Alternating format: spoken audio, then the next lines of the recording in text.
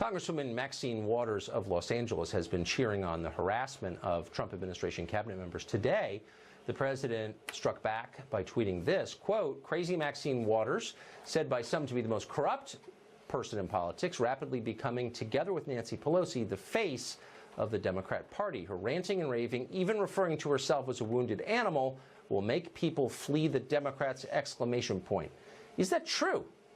Fox chief political analyst Brit Hume joins us tonight. Brit, it does seem like there is a realignment going on the left. Something momentous is happening in the Democratic Party. What do you think it is? Well, the Democratic Party has been moving left for a long time, and it is being tugged to go that way even more at the moment by some of the developments within the party. The sheer force of the never Trump, anti-Trump movement in the Democratic Party has had that effect. It is all systems are go for doing everything you can to resist Trump. Maxine Waters is a voice in that, and that is where we are. And of course, you had the election in New York City last week of a out-and-out socialist with lots of radical ideas that found favor among those constituents. She will be a voice in the party. She's an attractive young candidate, very well spoken. She has a good story to tell. So these people are a factor in the life of the Democratic Party as we are seeing it today, Tucker. So the argument against Trump that Democrats are trying to make is he's scary and radical. Now the Republicans, if they're smart, by no means a foregone conclusion, but let's say they are, they could say, yeah, maybe Trump's radical. But he doesn't want to abolish ICE or abolish borders or abolish profits or abolish the family. You're even scarier. Yeah, well, can they do that? Can Republicans flip it around? Well, that's exactly what Mr. Trump's tweet represented, and it was pretty straightforward in the words of the tweet itself. You know, he was saying that Maxine Waters and Nancy Pelosi, two of the most controversial and, if the polls are correct, unpopular figures within the Democratic Party, are now the face of that party. That's pretty, that's pretty straightforward hardball politics, but that's what you do. You try to associate a party with its most unattractive, politically unattractive elements. That's what he's trying to do there. And he's got some ammunition to work with now, courtesy of the party itself and some of its leading members.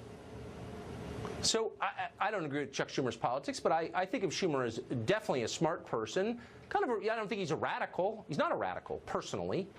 Why wouldn't Chuck Schumer call over to Nancy Pelosi or call over to the congresswoman who's going to represent the 14th district after the election and say, cool it down a little bit? Well, yeah, why wouldn't he do that? Apparently not. Well, he did express his disagreement with Maxine Waters in her advocating the continuing harassment of Trump officials in public places. I'm sure he's a seasoned politician, and I'm sure he's uncomfortable with this. But remember, this is the party in which he has to live and operate, and he's got to find a way to accommodate the huge and energetic element within the Democratic Party who are bent on the destruction of the Trump presidency, with trying to do some responsible politics that won't alienate all of the rest of the country. So that's not an easy job. I think he's got a tough job ahead of him. I mean, can you imagine a day where conservatives, maybe a year from now, are pining for the Chuck Schumer era? If only we had reasonable statesmen like Chuck Schumer. I mean, it seems like things are accelerating to the point where we might want Chuck Schumer to have more power than he has. Well, maybe, but I mean, a lot of this has to look.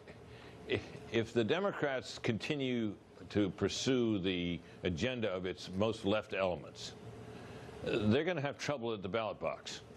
And it isn't going to matter particularly whether Chuck Schumer remains in the leadership or somebody else, because, this hoped-for blue wave that the Democrats were confidently predicting only a few months ago may very well not materialize.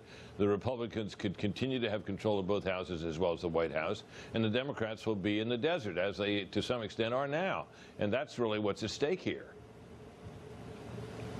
I predict that abolish ICE is not a winning campaign slogan. No, of course it's not. It's a crazy idea,